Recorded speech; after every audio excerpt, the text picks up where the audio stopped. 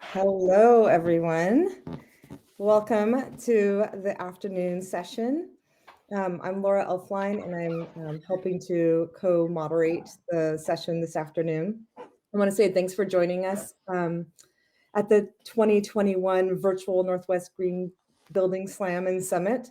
To start the session, we'd like to take a moment to honor the land and thank its original stewards. In the Seattle area, we're on the ancestral land of the Duwamish and Salish Sea tribes. If you're attending from another area, we encourage you to learn on whose traditional land you work and live. We want to remind everyone to exercise respect for other attendees. Please help us foster an inclusive environment during our sessions. If you're someone that normally speaks up first, please check yourself and leave space for others, and particularly our BIPOC colleagues who may have not been socialized or may have been socialized to hold back. And if you normally hold back, consider taking up space here. We welcome that. We'd like to take a quick moment to thank our sponsors, especially our presenting sponsors, Dunn Lumber, Small Planet Supply, Tacoma Public Utilities, and our sustaining sponsors, King County Green Tools and Pharos Creative. This event is truly not possible without the support of all of our sponsors. Here is a list of our supporting and contributing sponsors.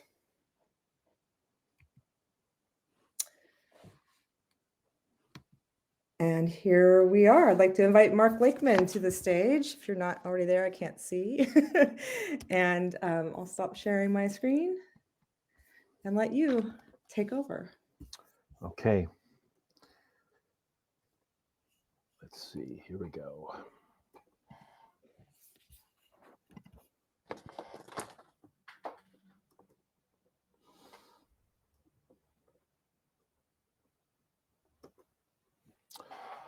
All right.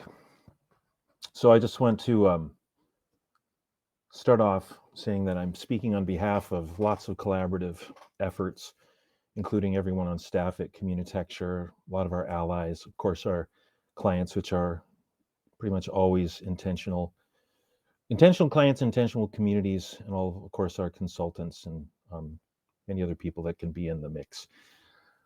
Today, we're going to be looking at lots of different kinds of initiatives across the edge of the cause of creating housing, and we're going to definitely be expanding the lens on that today, kind of according to the causes that we're always bringing to the table around building a village, building community, and retrofitting what we always talk about as being the colonial grid of the Western Hemisphere. We're always trying to re-engage people to help people re-emerge as a participatory culture, very much within the habitat of the places where they live, work, and play.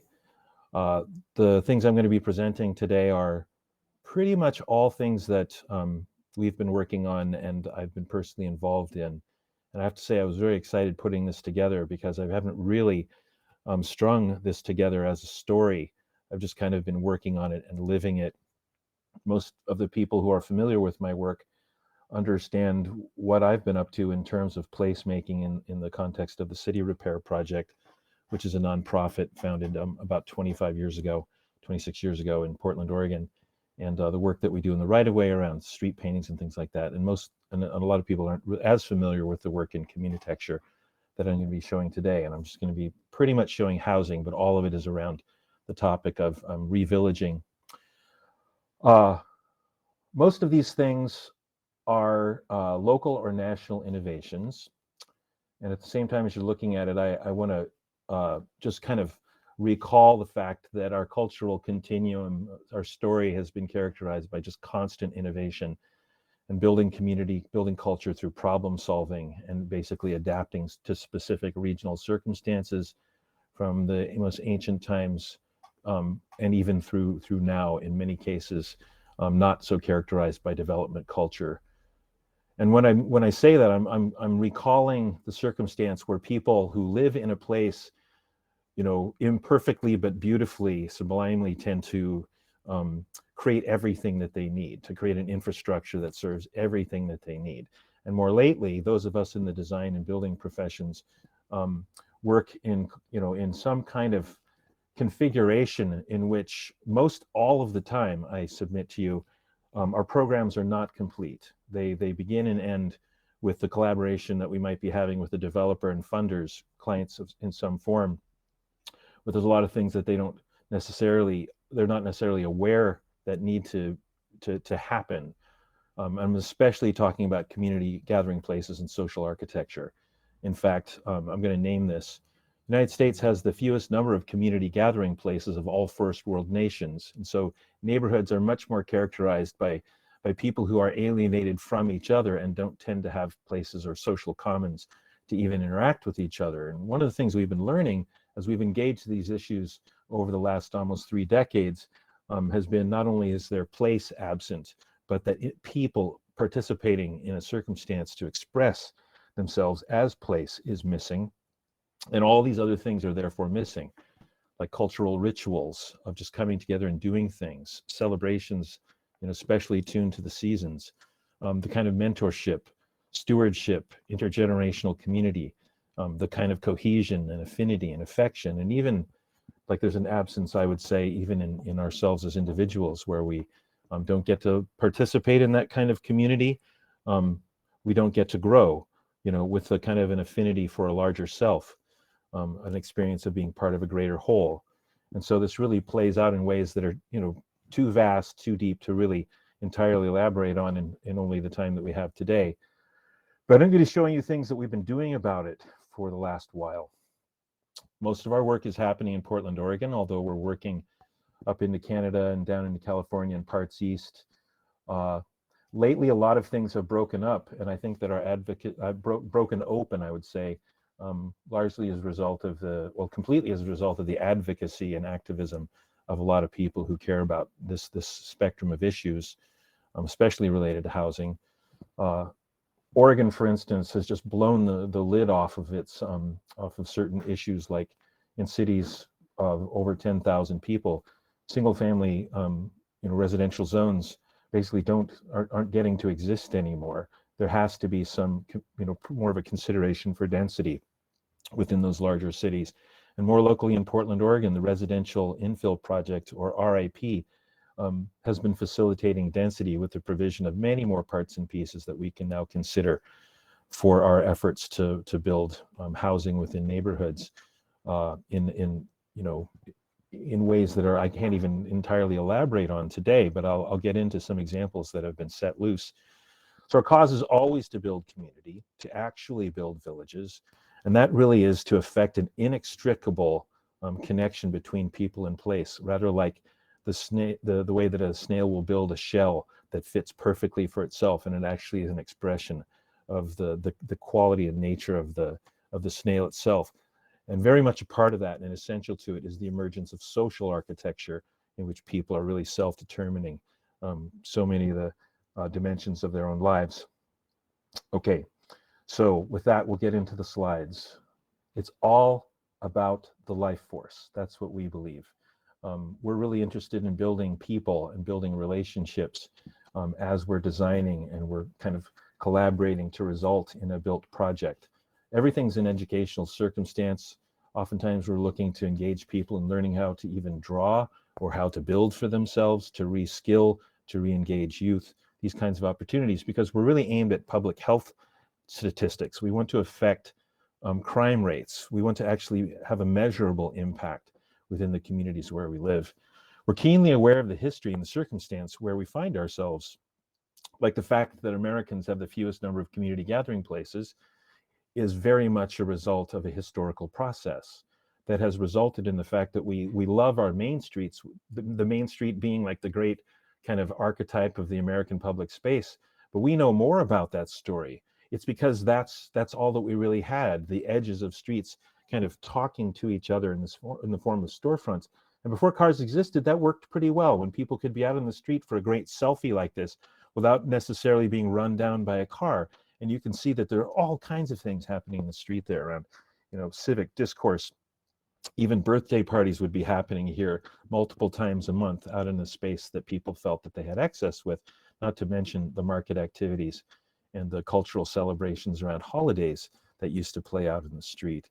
And I could go on and on about that, but Main Street is all that we had because we never really got to have the Great American Public Square. In fact, you can blame the National Land Ordinance of 1785 for that one, because it mandated how, or it proscribed how we would, move westward in this great expansionist surge, but without the provision for public gathering places that other colonial enterprises were specifically mandating, such as the Spanish Law of the Indies. Okay, so what we're talking about is a vision primarily focused on retrofitting, such as this image of Portland, Oregon, that we've been retrofitting for the last many decades. And after all, the people that are doing the work now are absolutely standing on the shoulders of people who have come before in this work. We're talking about trying to work within the constraints of the biosphere, of the bioregion, and not just, as we see on the left, the idea of just expanding out into the countryside, really pushing the edges of sprawl. This lovely eco-village, kind of vision, fantasy on the left, being not what we're doing as much as we are retrofitting the existing city. And I just want to touch down on what has been such a powerful pressure point in the city of Portland to basically unleash our creativity into all realms that concern us. And it was, I think I trace it back to the creation of Pioneer Courthouse Square in the early 80s, and the couple decades of process of community building and really raising a participatory culture in order to do that. As you walk across the surface of the square, you can see on every single brick, people laid down money to buy a brick in order to fund the square, because the political culture tried to defund it. Reason I'm talking about this is that I don't want to just talk about housing. I want to talk about village. I don't just want people to be crammed into egg crates. They need to have a cultural sense of a larger whole in order to not feel, yet alone.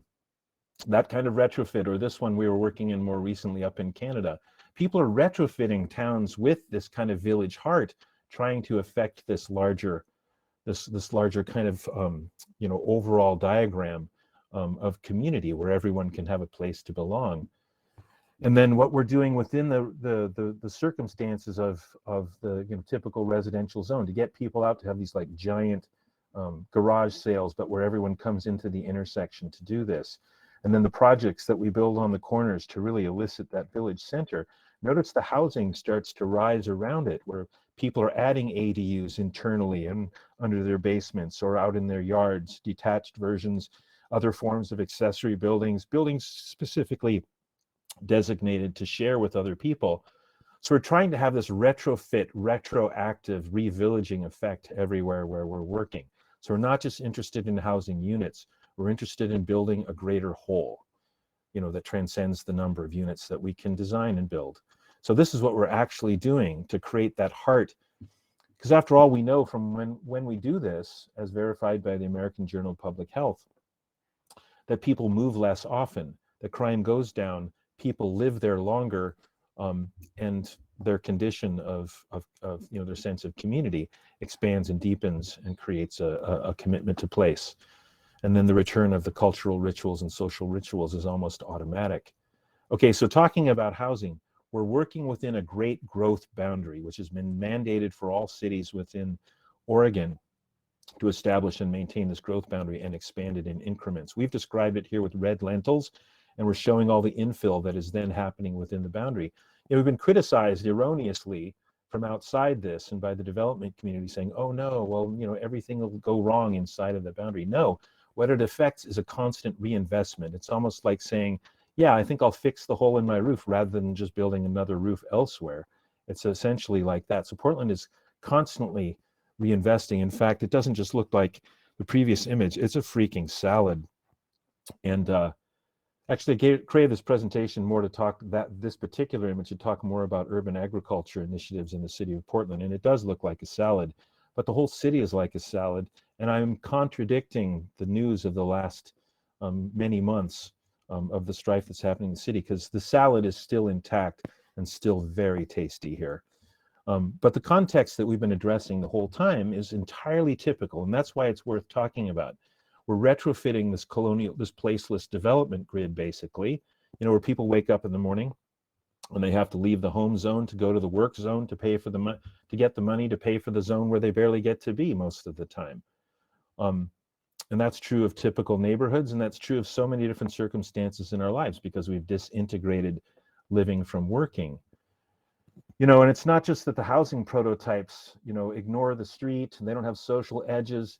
It's that everything's fundamentally driven by disinterested, remote, alienated entities for the most part in the development processes of the USA. So, even if these become more beautiful and they become more green, unless you're entirely local to the outcomes here, why would you even care about creating a sense of place? Americans live in this kind of absurd circumstance where we drive through the landscape and every now and then somebody tries to use the word village in order to compel us to come and, consume something. In this case, maybe a sandwich or a bowl of soup. Or more absurdly, you might see village square associated with the laundromat. It's like saying to a bird that there's a nest ahead. They're trying to get you to pull over.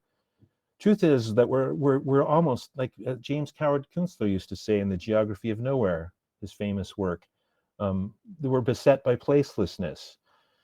To me, the way that this comes home in the most intense fashion is that nursing mothers can wander through the landscape looking just for a place to sit down while they nurse the next generation. And sometimes they end up having to go into a toilet stall. And that's how intense it can be, our neglect. And it's not just our neglect. If we really surrender the process of change to people who are only interested in a monetized return, where the world is built as a reflection or an expression of their investment interests, then we should not be surprised. We have to fly across the oceans, those of us who live in the United States, to visit a place where living and working is integral, and therefore people have more full spectrum relationships, where the crime is actually lower, and the public health indicators are through the roof. We're attracted to these places because this is the real village. This is the real habitat. We want to go there. And then we come back here and we're told, oh, the USA, it's such a young country. It takes a long time to become a culture. No, we know from our work that people are thirsting, craving, in some cases even, I would say, dying for a sense of place. And not just a sense, they're a place where they can be part of a greater whole. So yeah, that's what they're thirsting for when they do this kind of thing and purchase farmland and try to convert it into co-housing or an eco-village. And I really praise so many of the experiments that have happened outside of the scrutiny of the inner city, because many innovations, related to ecological construction, social architecture, certainly permaculture, have happened in the circumstances. But now it's coming back into the city in this huge wave. One of the biggest things that we're missing, besides place and a culture of engagement and all of the wonderful things I mentioned earlier around stewardship and mentorship, is I mentioned cultural rituals. And I think the most significant perhaps of all of these is the barn raising, where we come together and not just do something that's important to uplift our community and provide a new kind of community infrastructure of some kind. It's to come together in celebration. To reward ourselves, to congratulate ourselves for having done something tremendous, and model that kind of behavior of collaboration and cohesion to our children, who then grow up to do it too. The kind of network or fabric of living tissue that we become when we do these kinds of things, especially over and over and over again through time. That's what I think has really been driving cultural evolution, and that we're so desperately missing in this country. Okay, so coming to the real issue of today. I just want to touch on this residential infill project. The code in Portland has been changing and rechanging so fast that many of us, our heads are still spinning like this. There's this whole new document after the last several versions of this have come out over the last few years. We're not even sure quite what remains legal about what previously was just innovated, because there's a whole new thing which has just taken the lid off. It's now known as the most progressive planning document and context in the history of our country. Really opening up the possibility for how many different kinds of habitations you can house. Among the other innovations in here, which is a really significant change, is that there's now no limit on the number of unrelated adults that can live in a typical residential circumstance in the city. So, you have certain constraints and limitations, but they've really changed to be much more open-ended and invite a lot more creativity. So I invite you to investigate this for yourself. Okay, so a lot of change has been happening. This particular project, it's an adaptive reuse of a site to create 36 units of multifamily housing in North Portland. Um, okay, it's wonderful that we've taken down a couple of buildings to put in entirely new buildings, and we're adapting and reusing a couple of buildings and expanding them, and that's wonderful. But I just want to say I really celebrate the social progress of the last several decades that have made it so that this is driven by a developer who is a person of color, and because of his arrival in this, in this development conversation, this project is getting to be more than it could have been before in the way of the kind of spaces and places that are being provided. I mean, it's virtually co-housing without even really calling itself that. Indoor spaces, outdoor spaces, play spaces, places for dogs, edible landscapes, and on and on. So really a commitment to the fabric of the community in terms of scale and design. So this is just simply this is part of the spectrum of what's happening within the body of the cause and also along the edge.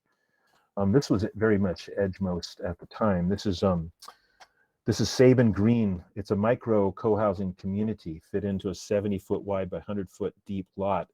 And one of the innovations that we undertook in this that helped inspire the residential infill project was we subdivided the lot in order to justify the creation of another primary and accessory unit. And once we got those built according to the simpler residential code of subdivision, then we reconsolidated the lot as one whole. And the city was like, oh my God, you just totally pulled a fast one. And that was fantastic. And it's not long after that, the developer in charge of these kinds of innovations was put in charge of the planning commission, which is this whole other story. A lot of things happening on the edge have to do with people standing up, innovating, being intentional, and creating relationships, and then kind of being elevated within the conversation to have more creative responsibility and even authority.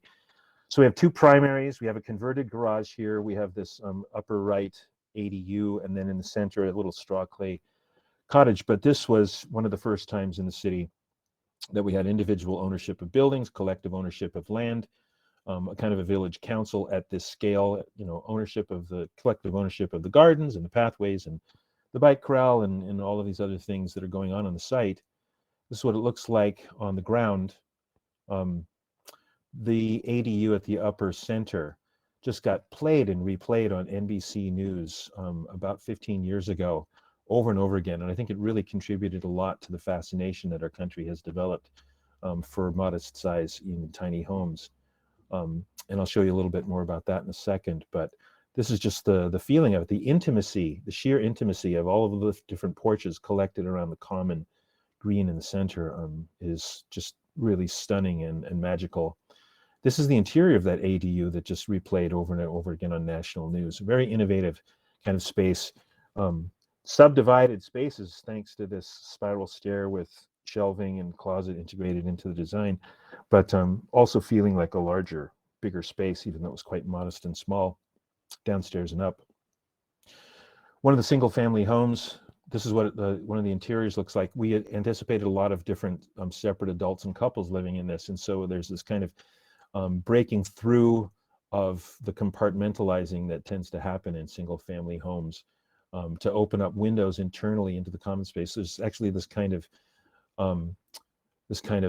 Romeo and Juliet sort of effect happening here, where people can open up their windows and talk to each other across rooms, or from the hallway talk to people down in the living space. So really kind of opening up the things so it would breathe more and be more shareable. And that itself is an innovation within a fairly typical housing type. Here's the little straw clay guest house that they built collectively. So the developer set aside a fund for the community to actually design and build something together on the site that would be shared and cooperatively owned by everyone. And it's rather Neolithic. It's one of the first straw clay buildings in the city. It's a little community gathering place, play space, napping space, reading space, guest space, and help to legalize straw clay within the boundaries of Portland.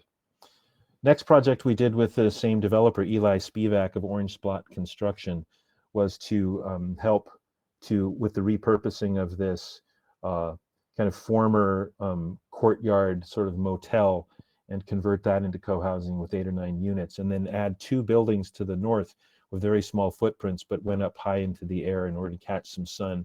This is one of those buildings on the northern edge, and you can see it's a pretty simple piece of architecture, but exuberant and integrates a lot of artwork, utilizing reclaimed bicycle parts.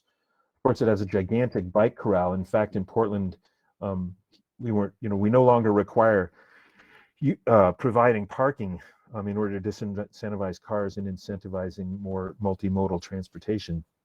So lots of provision for bikes to be accommodated in this project. You can see that the metalwork, the woodwork, and even the surface of the community square and the plantings with like urban aspen groves and things like that are just really dreamy. But wired into this project was also this annual ice cream party where people are invited from blocks around to come into the co-housing, so that they're trying to build community and affinity with everyone around them through this kind of like seductive ice cream party. Next project was Cully Green, and this one might be better known, but it has a lot of the wonderful things that you try to do in co-housing and also in eco-villages, of course, with lots more green spaces, multiple green spaces, gardens and the like. This one has is in an urban context, so it has urban edges and urban interface, so urban swales, but those are filled with edibles and fruit trees, these wonderful gates that really announce itself to the community and also invite people to come over. This is what it looks like on the interior of that space, and this is a developer very dedicated to affordability. So we have just a few single family homes, mostly duplexes and triplexes in this. Lots of play spaces, sociable spaces, and as I said, gardens.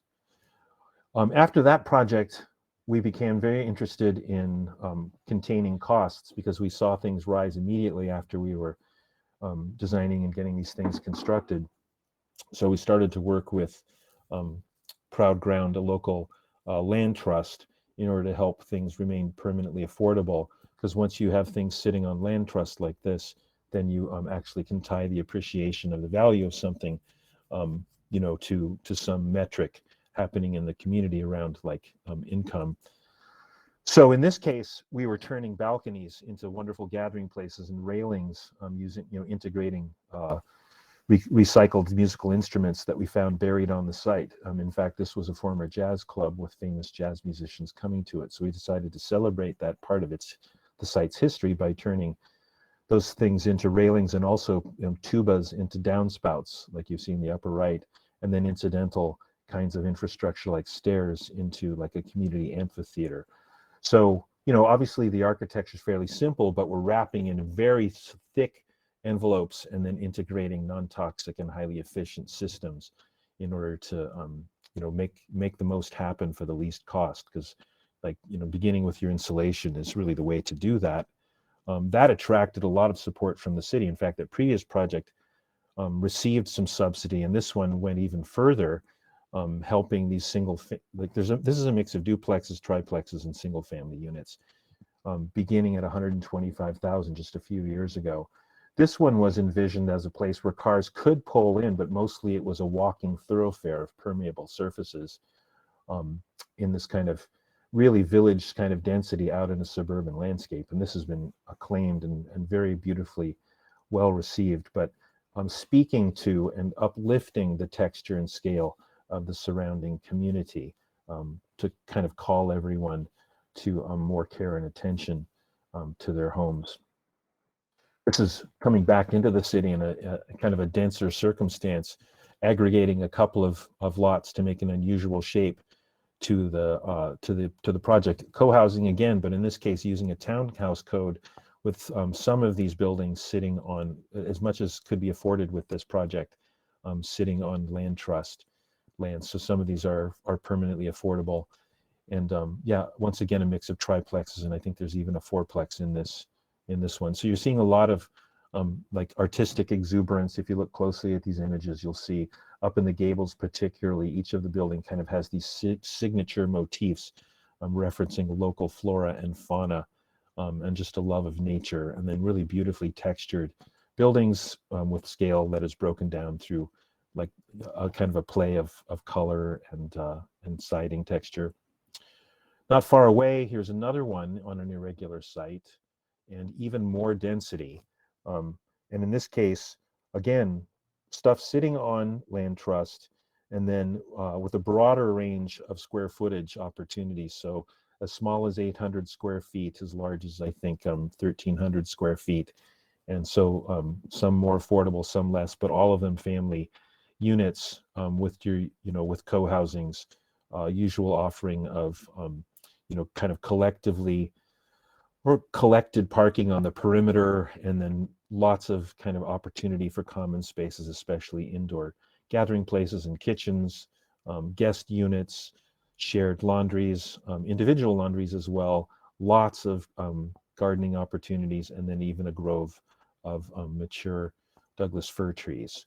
So I'm kind of taking you on the more conventional edge here, and now it gets a little bit less conventional. Inspired out of that project is this one. This is initiated by a woman from Vietnam and a man from Mexico, and they're creating an 8-unit all people of color village out on about 102nd near Powell in Southeast Portland. And it begins with preserving an existing house, and then through the provision of a 3 more duplexes and the same complement of spaces I was just talking about, a village with people that they specifically want to identify and live with.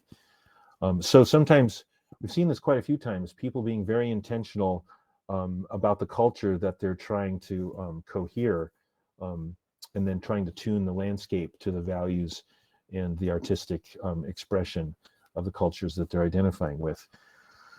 Here's another one. This is for bike activists only. It's a little form of co-housing, but using 180 square foot cottages with lofts, bathrooms in each case, but then taking the sink out of the bathroom to make a little kitchenette counter outside of the bathroom, and then actually kind of engineering into the toilet a kind of Japanese style sink that has running water when you flush the toilet. So little retrofits like that that the city of Portland has really enjoyed seeing us get away with.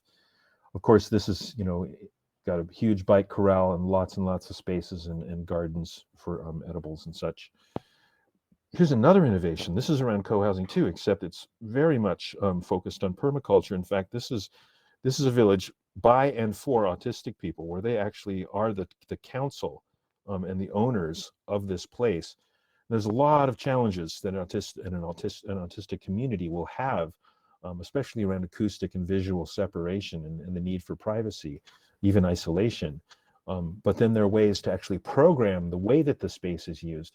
And in this case, permaculture is being used as a way of everyone having a kind of a common language and stewardship practices that enable them to build community with each other and build identity, in this. And this has been engineered and promoted, advanced by by advocates within this cause. This is another one. This is for freaking circus clowns. This is going on in Southeast Portland, out in the Lentz neighborhood. One of the residents of Lentz runs a circus, and he very much wants a passive solar design for all of these people that he wants to live with. So these kind of south-facing greenhouses, and then internal trom walls, and passive air movement systems within this design. But you can see that it's very much addressing southern exposure and trying to, there's far more interest in passive gain here and in thermal mass than most of the clients that we tend to be able to work with. Here's another lovely one. This isn't a developer's initiative. This is contrast. I'm showing this to contrast with the way that so many people are angry at developers and just kind of curse them and want to fight them. And in this case, one of the permaculture courses that I teach, the students there decided to create a suggestion. They managed to persuade a developer to be open to some suggestions around how to enhance the design that they were building with some systems. And the developer took these suggestions and incorporated some of them and actually gave the designs, which is much more elaborate than merely this drawing, to the residents that then are moving in to own this place. So this is a fabulous idea. Like, rather than just being angry at people, can we engage them constructively and offer ideas as suggestions rather than just cursing them for being incomplete in their awareness and their activities? This is very promising. I hope everyone kind of considers this as a potential approach. So we've worked on a lot of eco-villages outside of cities as well. This is our eco-village on Vancouver Island up near Shawnigan Lake. This has so many natural buildings on it, and really the entire thing is an expression of permaculture. There's a lot that I love about this, and how it's on the edge is that in order for it to exist as it does, it had to innovate a new kind of code that allows living and working and education and agricultural production to all be synthesized within one eco-village zone. So this was the first of its kind in British Columbia, and now can be replicated. So this isn't just a way for people to get out of town and get away with stuff by being out and away from the scrutiny of inspectors. This actually is a sort of stronghold that attracts people from all over the world to come to this place. And I just love this illustration, because you have a hard time even seeing the buildings, because they're literally made out of the clay and soil of the site, incorporating a lot of straw bale as well. With green roofs topping everything. So the whole landscape is just breathing with respirating ecologies even on the roof. So it's fantastic. So that's, even though it's out of town, and you might say contributing to sprawl, it's doing everything it possibly can to encourage this kind of thing to happen back in the city. You're looking at an extensive garden. This is the most incredible eco-village I've ever seen, Kailash Eco-Village. And it's actually a rental-based model. There's a lot to say about this, but some people say you can only have community if everyone owns and it's entirely horizontal. I would like to offer that is not actually true, that people can have an experience of community that is genuine when other people, like in this case, Ole and Maitri, underpin this and bottom line it for everyone, and then just open it up for everyone to be able to make collaborative decisions and really take as much ownership as possible and live here forever if they can at super affordable rates. One of the things they did initially, though, was to tear up all of this parking and turn it into these vast gardens. And among the many things that they've innovated in the city has been the legalization of composting, a new form of composting toilets, which most people are familiar with, but it's the freaking bucket-based composting toilet, which is now apparently approved as a primary sewage recourse for home design, thanks to their initiative. This community also saves all of its urine and then uses that nitrogen to grow vegetables that explode through the roof. It's quite an amazing story. You can find them online for sure.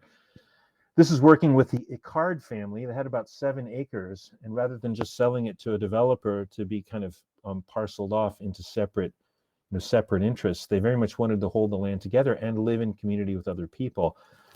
This is the result, this image you're looking at, of what we call a democratizing process, where we just use simple pieces of paper, working with people around a table and just moving those pieces of paper around to represent the program.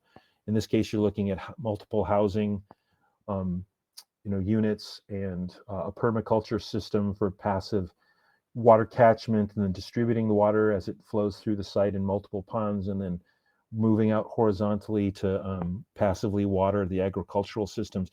So this is an agri-hood, and this is a new piece of the housing edge, where people actually, with an interest in resilience and interest in community building and being more in touch with the land, it's being more healthful and all of these wonderful objectives, to actually live with other people while you grow your own food together, and so much more, incorporating a lot of on-site livelihood. This is an even bigger version of that. This is just outside of Portland, a bit north, and this is called Bell's Mountain.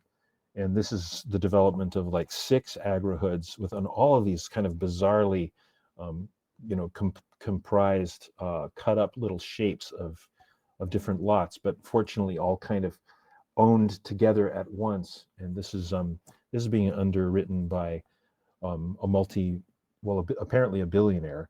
And there's so much more of the story that will consume the rest of the presentation, but it is actually possible for someone to want to release all this money in order to create a place where people can just come on the land and be able to live there and have access without it being encumbered by the need to pay a mortgage. And I'm just very excited about this story, as well as a few others like this we've been involved with, where someone suddenly realizes, oh my God, my uncountable wealth can be part of supporting the emergence of a better world. Oh my gosh, that would be a true legacy that I could leave behind to help heal the world. And so the emergence of like multiple agrihoods within this land, this kind of part of a mountain with all these shelves facing south, is an ideal place for this to happen. And all these, just continuously running streams on the site as part of this vast watershed. Here's another version of this kind of philanthropic urge, 25 acres in this case, but dedicated to people contending with Asperger's.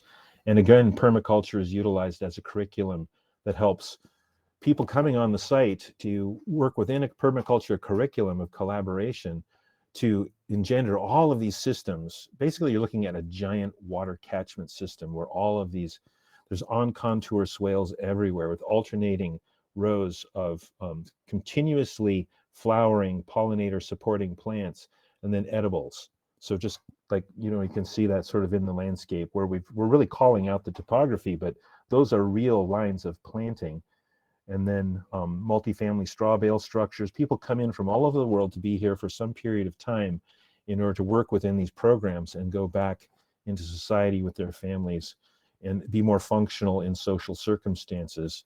So there's a full program of things to help people learn and heal and grow together while they grow the landscape. And then when people come in to interact with existing systems, then they're learning about stewardship and maintenance of those systems.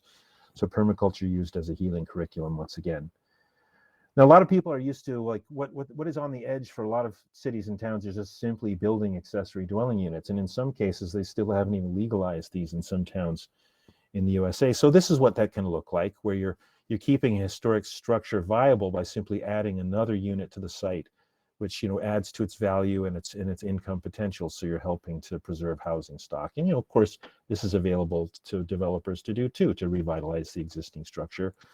Here's another version. This is just on one of our desks here at the office. And here's where a person is adding a room in their house in order to accommodate another person to live there, add a little income to the single family home while they add an adjacent ADU that's attached. They're also adding an ADU underneath the house in the basement. So they're adding a lot of opportunity, and for someone on a fixed income who's staying here, this will provide them some security going into the, who owns this place, some security into the future. Here's another variation, even more creative, where in the lower left you can see the existing single family house. They're actually cutting up the existing single family house within the existing walls to create 3 separate living units where everyone kind of has their own bathroom and kitchenette, and then they all have these amazing, wonderful shared spaces. In fact, the front porch becomes a place for the whole neighborhood to be able to come in and socialize. And this is very much an expression of the ethics and quality of character of the people who live here. They want to live with other people. They want to make a place for their children as well to be secure in the future. So there's a common entry porch, there's a common kitchen, there's a common room, there's a common bathroom, and laundry facilities and such. And then the backyard becomes a commons where they also share that space with a new ADU that they're building as well. And I just love the impetus to share an existing single family house and make it work like a village as well. In fact, that's how I grew up from the age of 13 myself. So I'm quite comfortable doing this. And I know with design on your side that you can make this work very beautifully. Oh, same project, sorry. Here's another one. This is a longer single family site. I think this is 50 feet long, 50 feet wide by something like 160 feet long. And so, preserving an existing house at the northern part of the site, upgrading that, and then adding, back when we only could add one ADU, this was designed, but then we added a couple of accessory buildings that are habitable but can't have full kitchens. And then we also had a common unit associated with one of those as well. So building as much village on this site. In this case, it was a couple who was dedicated to making affordable housing for single family mothers with children. So yet again, another intentional initiative where people are doing things on behalf of other people. And surely the developers in this case are benefiting as well. This is again from Eli Spivak, where he says, well, we are going to blow the lid off of the limit on the number of unrelated adults on a site. So I'm going to design within the single family zone a building that can accommodate multiple individuals or couples or even small families. So he designs, this is a single family house with basically the same kind of menu I was just showing, where people have kind of this independent living within each official bedroom, but then ample shared kitchens, big porches. This also has an attached ADU. The lower left, you can see that what Eli did was create two versions of these, really reflecting each other on two adjacent lots to create courtyard housing, which Eli is quite passionate about for the city of Portland. And he's been championing. This is a view of the outside, a couple of views of the inside in terms of the shared spaces. And the city was just like, oh my God, this is amazing. You're actually getting away with this. We love it. Like, the culture in the city of Portland isn't hostile to the initiatives and the needs of the community. The wall's really been broken down in many respects between the civic leadership, or rather the bureaucratic and political culture, and the community. There's so many creative things we've been doing over the last few decades to break down that wall and build a lot of identification so everyone realizes they are the city, they are the community. We all are. Here's another one. This is a single family house, but cut up internally in order to receive immigrants coming from other countries, give them a place to land and kind of grow within for a while before they move on to their own place within this incredible permaculture circumstance, where they're actually producing mostly perennial vegetables for market market purposes, including an urban mushroom garden. This is the Planet Repair Institute in Selwood. It's actually where I live with a bunch of other permaculture activists. You can see that we're living in basically a huge edible garden, and this is very much a natural building initiative with all of the ground planes shared, and then the upper levels of the buildings being where people live. That's what the building looks like. So this is a single family house that's shared by multiple individuals with all kinds of common spaces for them to use for, well, first of all, I should say everyone pays about $300 a month to live here. So everything is kept really low in order for them to be able to have access more to their time, to not be burdened by the cost, so that then they're liberated enough to fight for a better world. That's the point. And of course the site benefits, and really the whole block and the whole neighborhood and the whole city benefits. So this building is wrapped with straw clay, covered and embellished with sculptural cob, and then has this kind of south-facing earth-ship greenhouse that helps bring heat into that building. This is the larger block, where now everyone on the block has this permaculture master plan that helps knit everything together in terms of common water pathways and literal human pathways, gathering places, shared systems, and the like.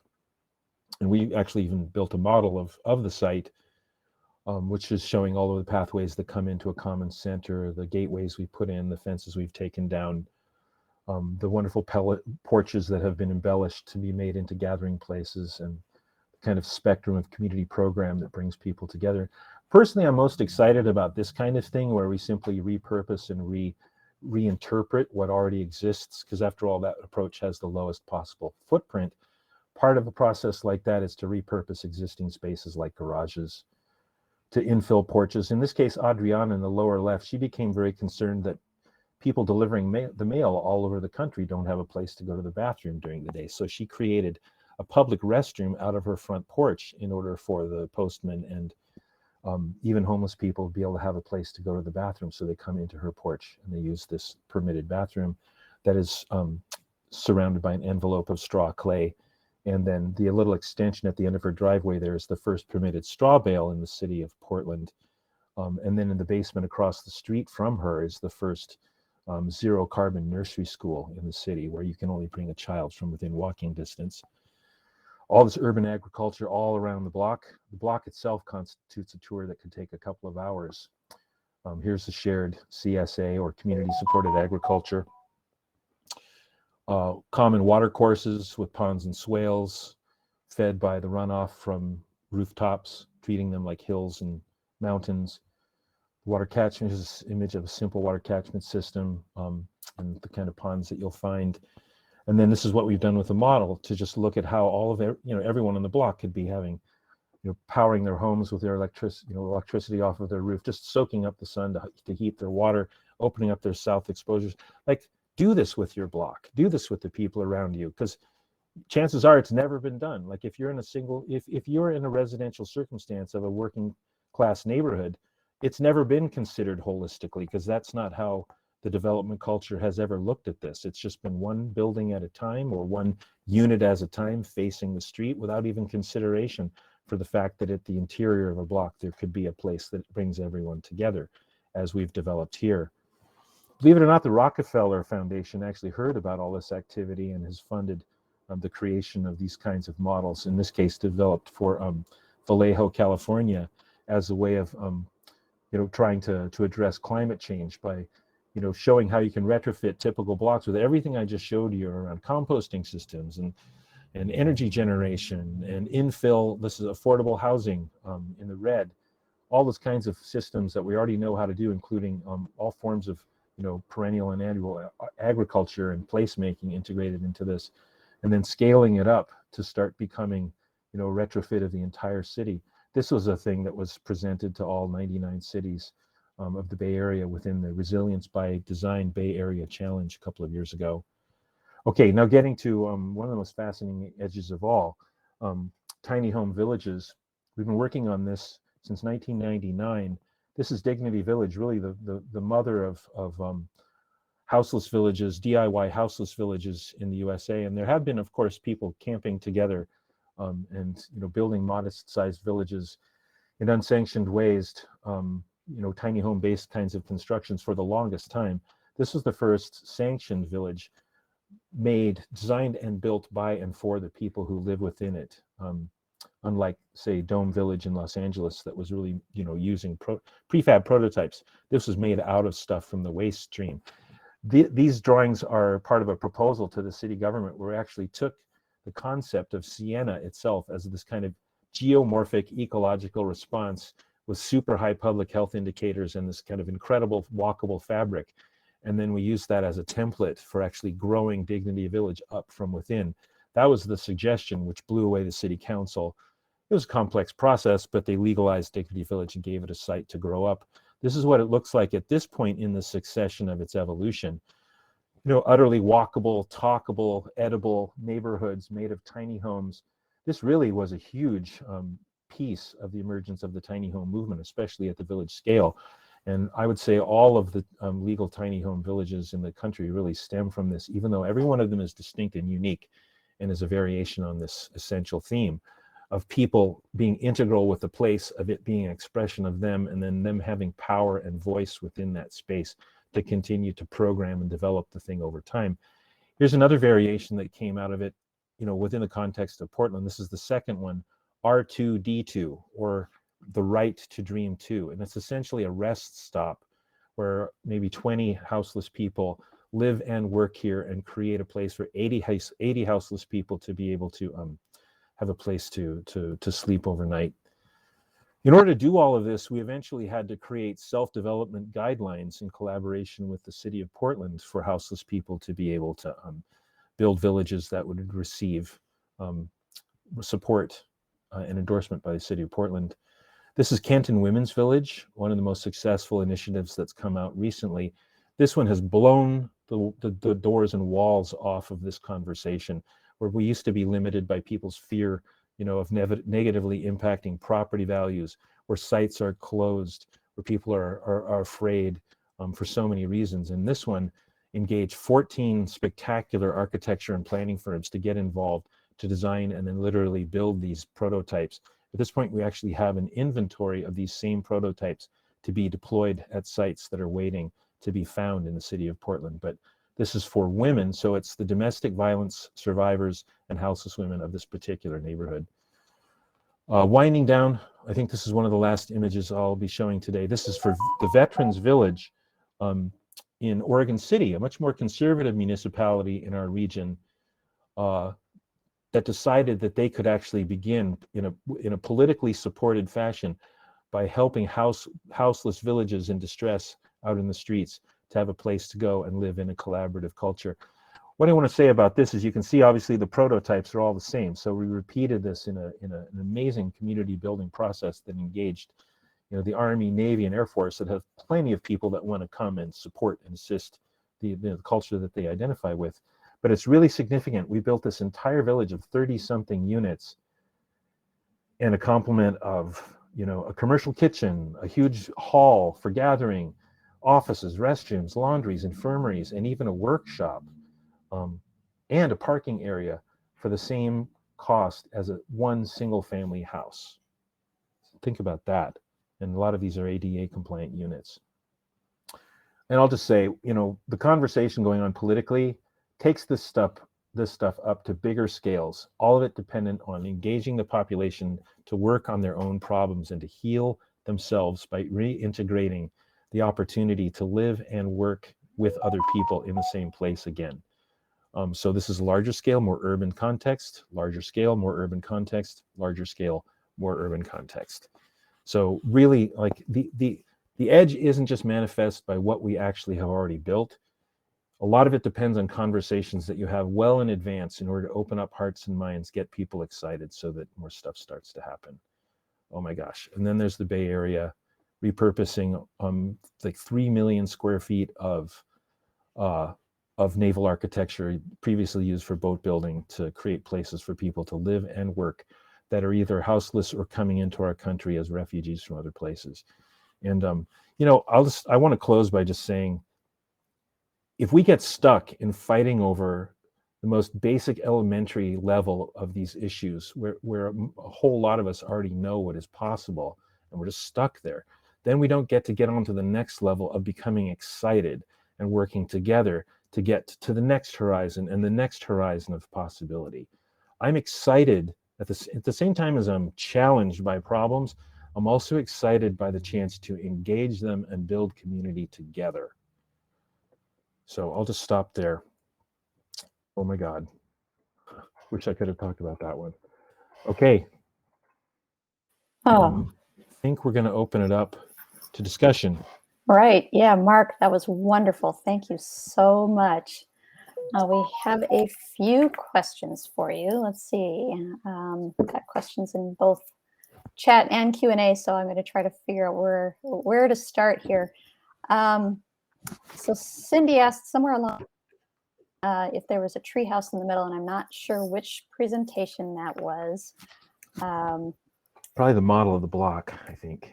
It could be.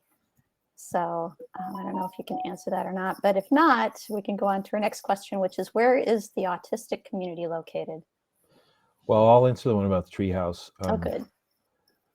Yeah, it's an incredible thing to realize as an adult, but especially for me in my own experience as a designer, to be living on my own block and be working on building community and designing stuff all over the place, and then realize there's not one swing on my block. You start to go around and look at the trees, and you're looking at all the little kids who don't have a place to go. We had a couple of kids hit by cars trying to get to the closest playground. You got to go 8 blocks to get to the closest playground. And a bunch of adults and I got together and we said, no, we're gonna make a playground in every different yard, every different marginal space. So we started to hang swings and build all these places for kids. And we just got done building 2 tree houses on that block. And some of them are just for 4-year-olds, so nobody can even get into them, and they look like huge birds' nests up in a tree. And you go up there, and if you're a little kid, you can fit in through the little hole, and they're filled with pillows, like a huge womb space. And that's just started. You can do that in a little fruit tree, or you can do a larger, more elaborate thing for teenagers and adults. But I think that's an essential part of a community program, and an adult wouldn't tend to see it that way. But kids need play spaces, and we need places to get outside that are whimsical and feed our imagination. And then her other question, she had a few questions, but she was wondering where the autistic community is located. Yeah, that is out. I believe it's called Next Step. I'm talking about a lot of things today, but yeah, that should be called Next Step. You should be able to find it online. I believe it has a Facebook page, and it is out where I believe it's 224 meets 205. It's in Clackamas County, so it's beyond Southeast Portland. Okay. But it is an amazingly beautiful project. And then are you seeing an uptick in these kinds of property requests for agri-hoods and communitecture? Yeah, I would say I'm positively breathless. I just, back when I was working in a corporate career doing, big buildings and master plans, this was the kind of stuff that I was kind of dreaming of, but I had no inkling of the kind of variety and diversity of the creative potential that we're just seeing now in our firm. But, we've positioned ourselves to do this work, and then we attract this kind of work. And I just want to say, for me, it's more about the human interaction and the friendship and the relationship that I'm interested in. And then the architecture, expresses those values. If the collaboration is really successful, then, the project's going to be successful. And I guess what I want to say is the quality of our working experience in our occupation is very high, like satisfaction. This is huge for me, and nobody ever taught me in architecture school how much this would matter, but we get treated with dignity and respect by everyone that we work with. There's the occasional exception, but we can kind of see those coming, and then we learn how to pay attention to our red flags. But for the most part, people come to us wanting to solve extraordinary problems. This is one thing that's consistent. They want to solve an extraordinary problem that they can affect, and they want to inspire other people to do what they can elsewhere. We see that over and over again with our clients as they treat us with respect.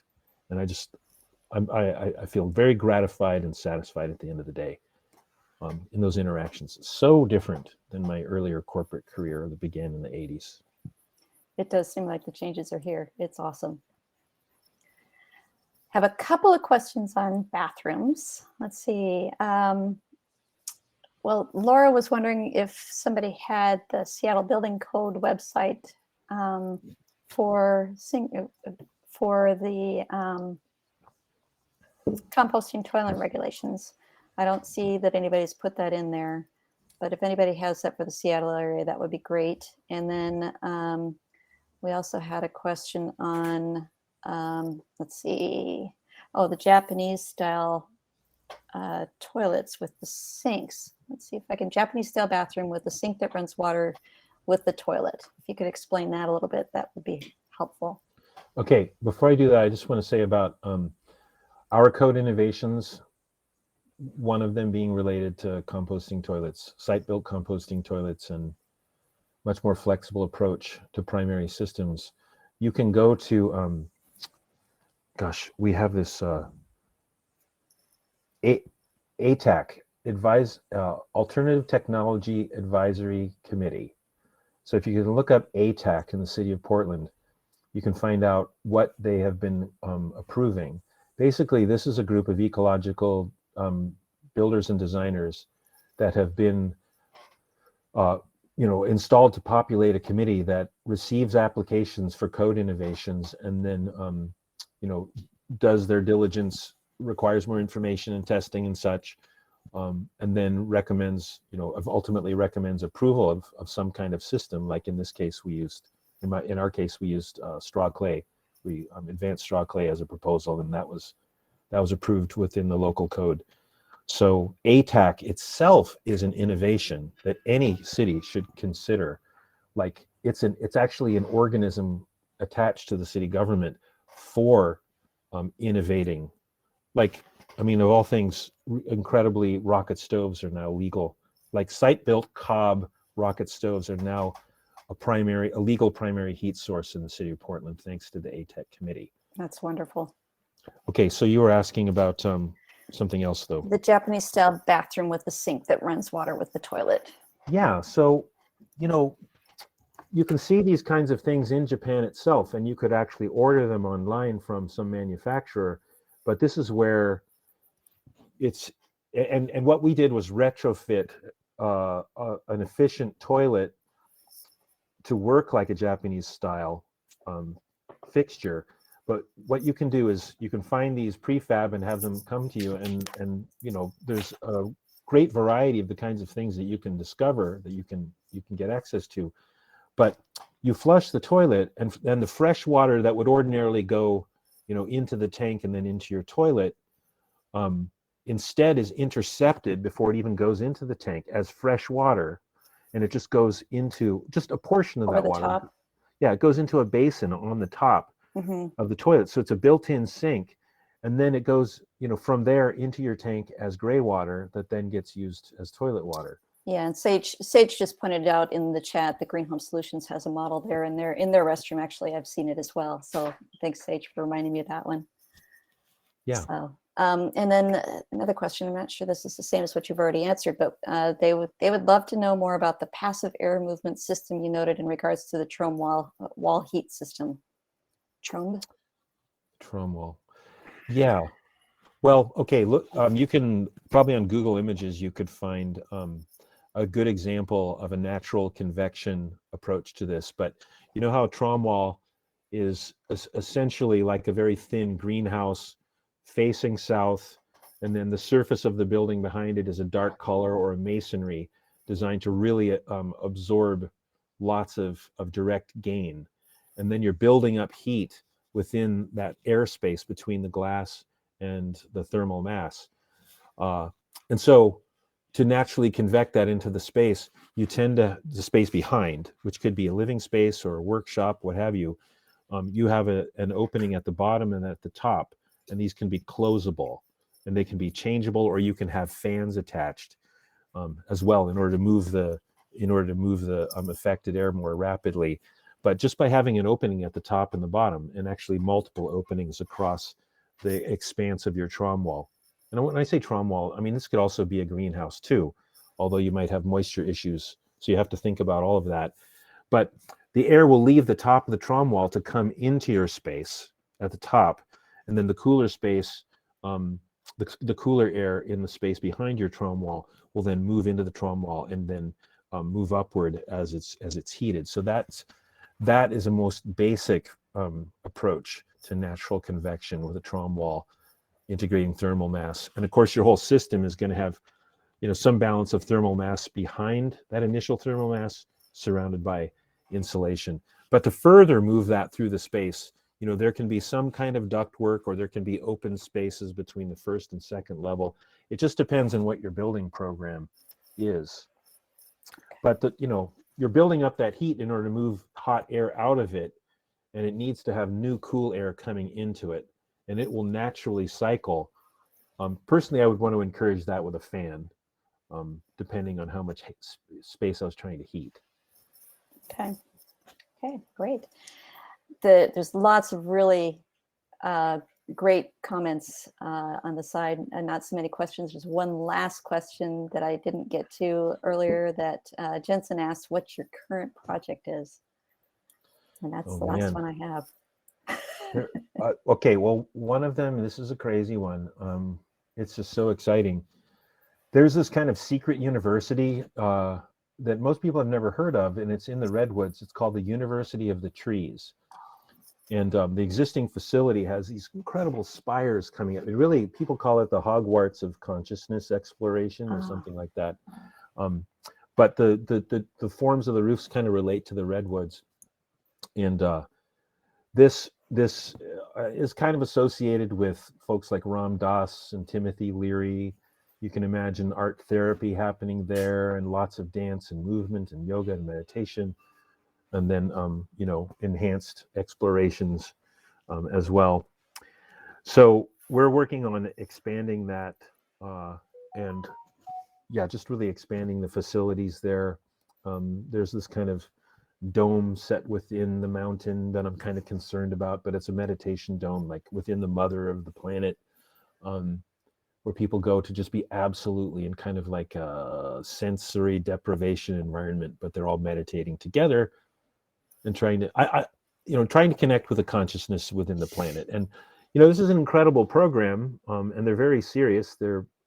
I've never been with a project like this that has absolutely no funding like limitations, it's a little uncomfortable, because if you're comfortable spending that much money, you might not be aware of how much impact you're creating, because spending a lot of money does translate almost always into carbon release. So this is, you know, this is the kind of thing that's coming our way, though, from, I guess what I keep saying to students related to this kind of like evolution of our work is just start by doing something conscientious. Take a stand. Like, I mean, I said to this woman in Asheville, North Carolina, just build little free libraries with kids if that's what you want to do. And that was before Little Free Library had taken off.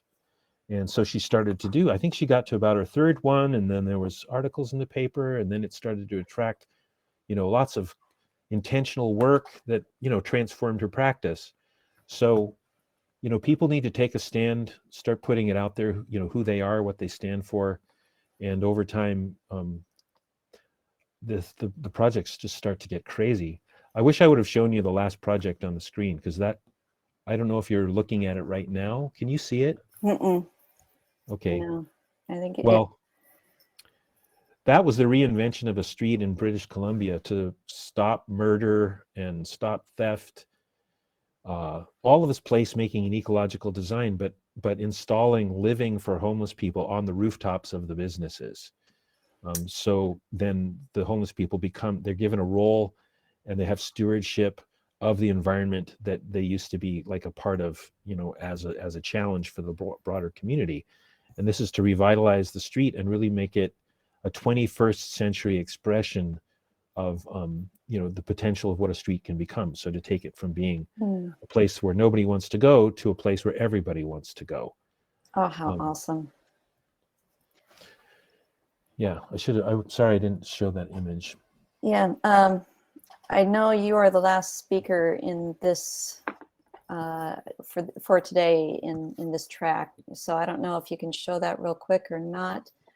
Sure. And then before you do, I will note that afterwards, once we're out of speaker mode, if there are people that would like to talk with you more, there's a table down in the lower right that we invite people to go to talk with the speakers a little bit more. So okay, I'll turn my camera off and mic off. Okay, so I'll just share a little bit about that project. This is very much on the edge in so many different respects, the edge of placemaking, where people really dare to engage just tremendous, entrenched, compounding challenges by bringing people together into a civic problem-solving process. And of course, you want to bring stakeholders in there, civic leaders, community volunteers, everyone that you can. Interestingly, in this case, there are a lot of business owners who are just, they're exhausted by the challenge of the violence and the drug dealing and stuff that happens every day. And we're really initially closed every night.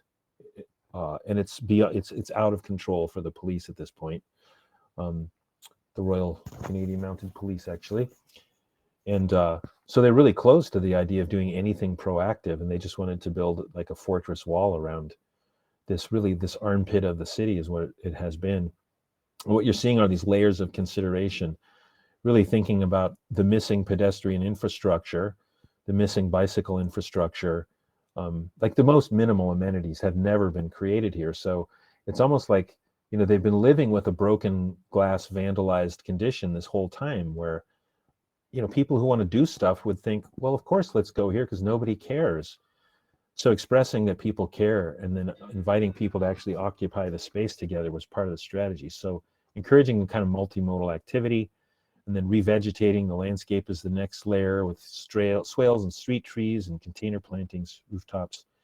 Vertical modifications, modified storefronts, enhanced storefronts, murals, living walls, places for projection, but also anticipating that the street would be the site of festivals now going forward in the future, where the businesses would then spill their programming and their wares out into the streets, and maybe on a rotating basis to actually occupy public space with their kind of commercial purpose, but with a public benefit, which started to get the business owners excited and engaged.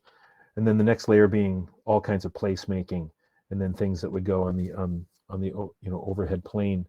So next, these are just some ground level shots where with just a few relatively inexpensive treatments like graphic surfaces on the streets. The image on the upper center is the re-envisioned police station. The police station is on this street, and this street is beset with impunity in spite of their presence. So reinventing the police station as a community center with a place for people to go to the bathroom, so that people actually will go to the police station to utilize the facilities. There's a social porch where the police hang out with the homeless people, and a place for them to get drinks and snacks.